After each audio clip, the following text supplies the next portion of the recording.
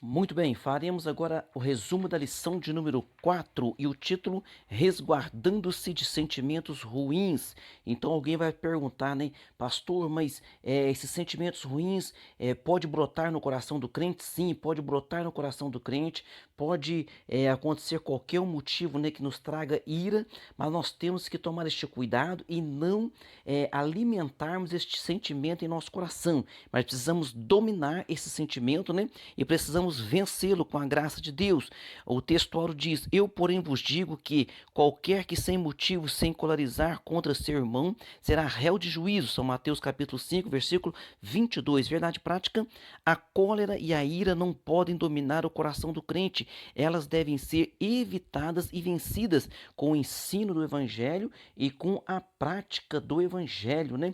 Precisamos então colocar em prática tudo aquilo que Cristo ensinou ali no Sermão do Monte, a doutrina qual ele ensinou ali e que eles ficaram admirados. A doutrina dele no Sermão do Monte está descrito no São Mateus capítulo 5, capítulo 6, capítulo 7 e no capítulo 8, versículo 1, nós vamos ler que ele então desceu do monte. Nós estamos aprendendo toda essa doutrina ali do Sermão do Monte. A leitura bíblica em classe se encontra no São Mateus capítulo 5, versículo 21 ao versículo 26, onde nós vamos estar tratando especificamente deste tema. Introdução: nesta lição aprenderemos com o mestre divino que o evangelho não é antinomista. Nós vamos entender aqui esse termo, né, antinomista. Então muitas pessoas dizem assim: ah não, o Antigo Testamento ficou para trás, ali as leis, as regras, a lei também moral, nós não precisamos cumprir nada daquilo. Então vamos tomar muito cuidado, viu?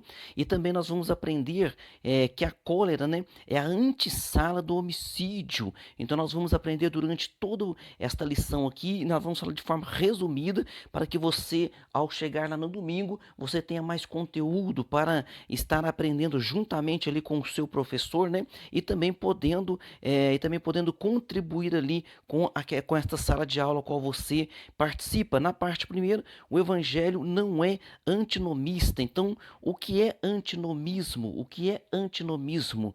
A palavra fornece a própria definição, constituída do grego, né, anti, que quer dizer contra, e nomos, que quer dizer lei. Então, o que quer dizer? Tudo contrário à lei, normas e regras. Então, veja bem, o cristão, ele não pode ser antinomista. Não, pastor, o Antigo Testamento ficou para lá, nós agora somos do Novo Testamento. Irmão, se nós somos do Novo Testamento, nós então somos do Velho Testamento, que o Velho Testamento e o Novo Testamento é a palavra de Deus, que o próprio Cristo usou o Velho Testamento ali, né, para ensinar os seus apóstolos. Então a palavra traz a ideia de que os cristãos não precisam obedecer à lei moral do Antigo Testamento. Defensores antinomistas dizem que a lei não teve origem em Deus Pai. Então é um absurdo atrás do outro, viu? E que por isso ela deve ser rejeitada. Aos que dizem que Deus havia determinado por decreto a existência do pecado, de modo que jamais se pode evitá-lo. Então são muitas heresias que são pregadas, ensinadas, e nós devemos tomar o máximo de cuidado, viu? Entretanto, veremos que esses ensinos violam as escrituras e que o antinomismo é um desvio da palavra de Deus. Nós vamos observar isso aí durante aqui o nosso estudo. No item 2 aqui, a lei e o evangelho. Conforme visto, né, em lições anteriores, que nós já comentamos sobre isso, Jesus jamais desprezou a lei, nunca jamais desprezou a lei. Em São Mateus capítulo 5, versículo 21, vemos claramente isso. Ele diz assim, olha a expressão: ouviste que foi dito aos antigos, ou seja, ele está dizendo, olha, vocês lembram o que está dito lá na lei? Então Jesus está dizendo que está correto o que está dito na lei, e agora ele vai dar a interpretação correta. Por quê? Porque eles seguiam a lei como apenas uma regra. Ah, eu fiz isso, eu já fiz a minha parte. Não é bem assim. Então Jesus vem e traz o quê? O esclarecimento sobre isso. Veja bem, diferentemente dos escribas e fariseus, nosso Senhor deu ênfase à autoridade da lei e revelou a real intenção de Deus ao apresentar a lei. Veja, olha só, atente para o mandamento, dizendo assim, lá em Êxodo capítulo 20, versículo 13, o mandamento diz: não matarás. Enquanto os escribas e fariseus interpretavam esse mandamento de maneira restrita, né, ao ato literal ali de matar uma pessoa, nosso Senhor ampliou e aprofundou, demonstrando que o homicídio tem início no coração do ser humano a partir da ira, do ódio e da cólera. Tá vendo só? Então lá na lei, o que eles diziam? Era apenas aquela regra, ó, não matarás. matarás. Jesus falou: olha, deixa eu explicar para vocês. Não matarás, os antigos disse isso, disse. Mas eu vou dizer uma coisa para você. Até se você ficar irado e alimentar uma ira contra o teu irmão, você então está cometendo um homicídio no teu coração. No item 3 aqui, da primeira parte, legalismo versus antinomismo. Então nós não podemos ser de um extremo, a lei não serve para nada, que é o antinomismo, e não podemos ser do outro extremo, legalismo. Olha, eu tenho que cumprir toda a regra aqui, eu tenho que fazer as cerimônias, eu tenho que fazer os rituais, né? Eu tenho que guardar aquelas datas lá que lá no Antigo Testamento está mandando guardar. Então nós temos que tomar cuidado para nós não entrarmos no legalismo, para que nós não possamos judaizar a nossa fé, né? E também não podemos ser antinomismo. Então temos que ter esse equilíbrio, precisamos ter essa temperança. O legalismo é uma atitude que se concreta, que se concentra na observância e prática rigorosa das leis, elemento determinante para a comunidade alcançar o favor de Deus. Então, no legalismo, você vai seguir a letra da lei e alcança o favor de Deus. Nunca, jamais a lei serviu para isso. A lei serviu para que o homem observasse aquela lei e entendesse que precisava de Deus para cumprir tudo, para cumprir lei, ordenança, mandamento, estatuto. Sem Deus nós não conseguimos cumprir nada. O único que cumpriu tudo foi o Senhor Jesus, ainda foi acusado, né, de que não cumpria estas coisas. E nós entendemos, nós evangélicos entendemos o que a lei ali moral, né? Então, aquela lei moral, os preceitos morais e os princípios morais divinos revelados na Bíblia, eles são atemporais, ou seja, eles servem para todas as épocas e para todas as culturas. Então, este cuidado é que nós precisamos ter. E o antinomismo, ele fere o quê? Ele fere de morte a vocação dos cristãos para a santidade, porque o antinomismo fala: não precisa seguir aquelas normas, aquelas leis, aquelas regras, podemos viver de qualquer maneira, porque nós temos graça, nós temos a fé, nós já estamos perdoados, e qualquer pecado que nós queremos cometer, veja bem, nós não podemos querer e cometer um pecado abertamente em nosso coração, porque João escreveu: aquele que é nascido de Deus não peca, ou seja, aquele que é nascido de Deus não vive na prática do pecado. Então nós temos que tomar cuidado com estes dois termos, viu? Nem estarmos, né, nesses dois extremos, nem estarmos em um extremo e nem em outro extremo. Precisamos de equilíbrio, equilíbrio. Na parte 2 aqui, a cólera é o primeiro ato para o homicídio. Jesus, que no item 1 diz assim: Jesus e o sexto mandamento. Jesus não anulou o sexto mandamento de forma alguma. Nós acabamos de explicar, né? O que ele fez? Ele veio explicar. Então diz assim, ó: qualquer que aborrece seu irmão é homicida.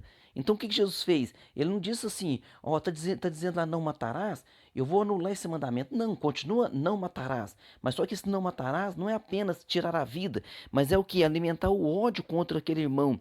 Olha essa palavra ira, que no grego, né, em São Mateus 5:22, essa palavra no grego é orgizo, que significa provocar, incitar a ira, estar zangado, estar enfurecido. Foi isso que aconteceu com Caim. Caim, ele matou o seu irmão por quê? Porque então, antes dele matar o seu irmão, veio essa ira no seu coração. Vocês lembram lá em Gênesis que o próprio Deus falou com Caim, disse para ele assim: eu estou vendo no teu semblante que você está irado, e essa ira, ela ficará contra ti. Ou seja, se nós ficarmos irados e começarmos a alimentar essa ira, e começarmos no nosso coração, ficarmos então alimentando o mal contra o nosso irmão, desejando o mal contra o nosso irmão, né, de maneira vingativa, então essas emoções vão trazer o quê? Essas emoções, ela é a antessala do homicídio, viu? Então, essas emoções, insultos e outras ações, elas antecipam que o homicídio. Então, que Deus nos livre, nos guarde e nos ensine a perdoar, né? E amar de verdade o nosso próximo. Aquele que nos prejudica, nós precisamos desejar o bem e orar por ele. Aí você diz: pastor, mas não tem a lei da semeadura. Se a pessoa está plantando algo contra mim, ele não vai colher? Sim, ele vai colher as leis da semeadura, mas não é eu que vou orar e pedir, né, no meu coração de maneira vingativa: ó Senhor, pune ele, mata ele. Não, ó Senhor, me ajuda a perdoar ele. No item 2 da parte 2, a cólera no contexto bíblico. Tanto o salmista quanto o apóstolo Paulo escreveram que um servo de Deus pode irar-se, mas não deve pecar. Então, quando a ira vier em nosso coração, nós precisamos que dominar esse sentimento. E a própria Bíblia diz, né? Ireis, mas não pequeis. Então, não se deixe o sol se pôr sobre a tua ira. Então, não deixe para o outro dia. Resolva aquela situação, perdoe em seu coração. Por isso, na Bíblia, vemos pessoas justas, né? Se irando contra o pecado, contra os atos desumanos, contra o desrespeito à palavra de Deus, né? Nosso Senhor Jesus Cristo mesmo manifestou ira contra os que faziam do templo, né, um covil de ladrões. Então nós observamos isso. Agora o problema nosso não é essa ira, né? Vamos dizer assim que alguns colocam entre aspas ira santa, mas é aquela ira vingativa no nosso coração que deseja o mal mesmo, uma vingança, né? Que Deus tenha misericórdia para que isso não venha invadir os nossos corações. Precisamos de um coração puro, né? Ou se se essa ira for uma obra da carne, então o que vai acontecer? Essa ira é odiosa, vingativa, né? E o imperativo bíblico nos diz, e é bem claro, que a ira não pode nos dominar. Nós não podemos deixar nos dominar. Precisamos levar o nosso pensamento às coisas santas, às coisas de Deus. Eu costumo dizer aos irmãos aqui que há um remédio, né? Eu digo assim, ó, sempre tem um remédio para os momentos difíceis. E eles perguntam, qual é, pastor? Eu digo, olha, leia em voz alta o Salmo 119. Leia em voz alta, viu? Leia em voz alta, vai meditando. Tudo quanto está escrito no Salmo 119 é um santo remédio. Na verdade, o santo remédio é a Bíblia Sagrada. Então começa a ler a Bíblia, começa a observar, começa a orar e esses sentimentos vão sair do nosso coração. No item 3 aqui da segunda parte, o valor da pessoa humana. Em Mateus 5, versículo 21 e 22, Jesus enfatizou o valor da pessoa humana. Por isso, chamar alguém de raca, que significa inútil, cabeça oca, vazia, é uma ofensa grave, igualada à blasfêmia. Ou também, ó, chamar ao outro de louco, no grego moros, que significa ímpio, incrédulo, é uma conduta moralmente desprezível. Observe que, para quem manifestasse esse tipo de comportamento, o fim era se tornar réu do sinédrio, né? E receber a condenação do fogo do inferno, no grego aqui, hiena, respectivamente. Então, nesse sentido, nosso Senhor mostra que não só peca quem comete um homicídio, mas igualmente quem nutre, veja bem, alimentar esse sentimento de cólera, de ódio, de rancor no coração. Que Deus nos ajude a vencer esses sentimentos, viu? Pois como o apóstolo Pedro disse o seguinte: reconheço por verdade que Deus não faz acepção de pessoas. Então nós não podemos fazer acepção de pessoas, nós não podemos fazer pré-julgamento das pessoas, né? Nós não podemos tratar bem alguém em detrimento de outro. Que Deus nos ajude para que nós possamos, né, colocar em ordem isso em nossa vida. Por quê? Porque isso todos nós corremos o risco. De repente eu estou em ordem hoje e amanhã eu cometo esse deslize. Então que Deus nos guarde e nos ajude a vencer sempre. Parte 3, a oferta do altar e a desavença. No item 1, a oferta do altar. Então aqui o nosso Senhor Jesus Cristo está explicando em São Mateus capítulo 5, versículo 23 e 24, Jesus se dirige aos discípulos, né, e faz com que cada um examine a si mesmo, pois um servo do Senhor não pode ofertar no altar com um coração cheio de ira e rancor.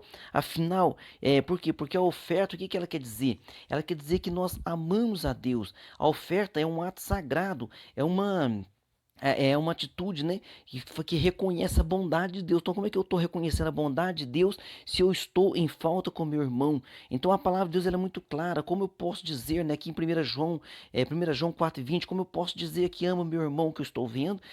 Como eu posso dizer que amo a Deus que eu nunca vi? Se o meu irmão que eu estou vendo, eu não estou amando, eu estou nutrindo um ódio por ele, né, uma vingança por ele. Então, por isso que essa oferta não será recebida. Então, nós temos que primeiro nos colocar em ordem com o nosso irmão e depois ofertar. Por quê? Porque a oferta é este ato de bondade, agradecimento ao nosso Deus. Então, isso que nós temos que tomar cuidado. Entretanto, não adiantava reconhecer a bondade de Deus, né? Mas não reconciliar com o seu irmão. Então, reconciliar, cabe ressaltar que o verbo grego para reconciliar é dialosso, que significa mudar a mente de alguém, renovar a amizade. Então, precisamos renovar, né, essa amizade, renovar a nossa mente, renovar nosso entendimento. entendimento. Portanto, o ensinamento do nosso Senhor é claro, não há relacionamento correto com Deus sem o relacionamento verdadeiro com o nosso irmão. Quando eu vou tomar a Santa Ceia, quando nós vamos tomar a Santa Ceia, o que significa a Santa Ceia? Que eu estou em comunhão com o Pai, com o Filho, com o Espírito Santo e em comunhão com os meus irmãos. Não adianta eu estar em comunhão com Deus e não estar com meus irmãos. Por quê? Porque essa comunhão com Deus, ela é mentirosa. No meu coração, é claro. Por quê? Porque eu estou dizendo, Deus, estou em comunhão contigo, eu amo a ti. E Deus olha para mim e diz, olha o teu irmão do teu lado que você está vendo, mas você não está em ordem com ele. Então esta é a parte difícil de ser crente e precisamos da ajuda do Espírito Santo. No item 2 que da última parte, evitando a desavença. Os versículos 25 e 26 de São Mateus 5 têm relação, né, com os versículos 23 e 24, mas uma conotação diferente. Então, os versículos 23 e 24 dizem respeito à adoração. Os versículos 25 e 26 dizem respeito ao processo legal. Ambos, porém, procuram advertir os discípulos quanto ao problema da desavença entre os irmãos. Então, ambos estão advertindo e dizendo, né, dizendo que, olha só, portanto, se trouxer a tua oferta ao altar, e aí te lembrares que teu irmão tem alguma coisa contra ti. Veja bem, é o teu irmão que tem alguma coisa contra ti. Não está nem dizendo que você tem alguma coisa contra. Se você tiver alguma coisa contra, automaticamente você tem que se consertar. Ah, eu me lembrei que meu irmão tem alguma coisa contra mim. Então vamos lá, vamos conversar. Olha, deixa ali a tua oferta e vai reconciliar-te primeiro com teu irmão. Depois vem e apresenta a tua oferta. Aí o versículo 25, concilia-te depressa com teu adversário enquanto estás no caminho com ele. Por quê? Porque senão ele te leva ao sinédrio, te leva ao julgamento. E nesse julgamento, né?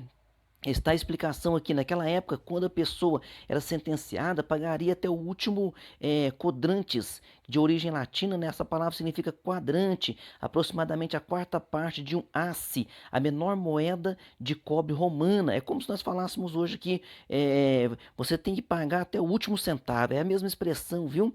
Atentemos para a reflexiva indagação do apóstolo Paulo. O apóstolo Paulo diz o seguinte, em 1 Coríntios 6 e 15, ele fala o seguinte, olha só, ousa algum de vós, tendo algum negócio contra o teu irmão, né, ir em juízo, ir a juízo perante os injustos e não perante os santos? Não há entre vós sábios, nem mesmo um que possa julgar entre os seus irmãos? E hoje nós estamos vendo a igreja, né, quantas das vezes levando os seus negócios, levando as suas dificuldades, né, aos tribunais, aos julgamentos, né, de pessoas ali que são ímpias, que não conhecem a palavra, julgando as causas religiosas. Que Deus tenha compaixão de nós. Nós precisaríamos resolver isso entre nós mesmos, porque se Deus nos deu essa graça, o apóstolo Paulo ainda diz, né, olha, se lá no julgamento final nós vamos julgar até os anjos, né, que caíram, por que nós não podemos julgar as causas entre nós? Conclusão, como servo de Cristo que vivemos como servo de Cristo que vivemos as verdades do Evangelho, não deixemos que pensamentos, palavras e ações firam o nosso próximo, nem deixemos que as desavenças tornem-se disputas entre nós. Em caso de desavenças e desentendimento, a luz das Escrituras deve se reconciliar-se imediatamente, né? E a própria Bíblia diz, segui a paz com todos os homens e a santificação, sem a qual ninguém verá a Deus. Então agora está dizendo, não matarás. Então não nutre esse sentimento em teu coração, vença e ajude as pessoas a vencer. Quando alguém vier falar mal do fulano, ao invés de nós alimentarmos aquilo, né, o provérbio diz, se não houver quem jogue lenha na fogueira, a fogueira acaba. Então vamos ser pacificadores, apaziguadores também. Aqui o nosso questionário está dizendo na pergunta 1, que ideia a palavra antinomismo traz? Então traz a ideia de que os cristãos não precisam obedecer à lei moral do Antigo Testamento. Muito cuidado com essas heresias. Pergunta 2, o que o antinomismo rejeita? Ele rejeita todo tipo de normas morais, deixando a pessoa livre para pecar. Então, nós temos que tomar cuidado com esses extremos, né? Nós não podemos ser o extremista, a lei não serve para nada, e nem o outro extremo, né? Legalista. Na pergunta 3, o Senhor Jesus anulou o sexto mandamento? Queridos, de forma alguma ele anulou o sexto mandamento.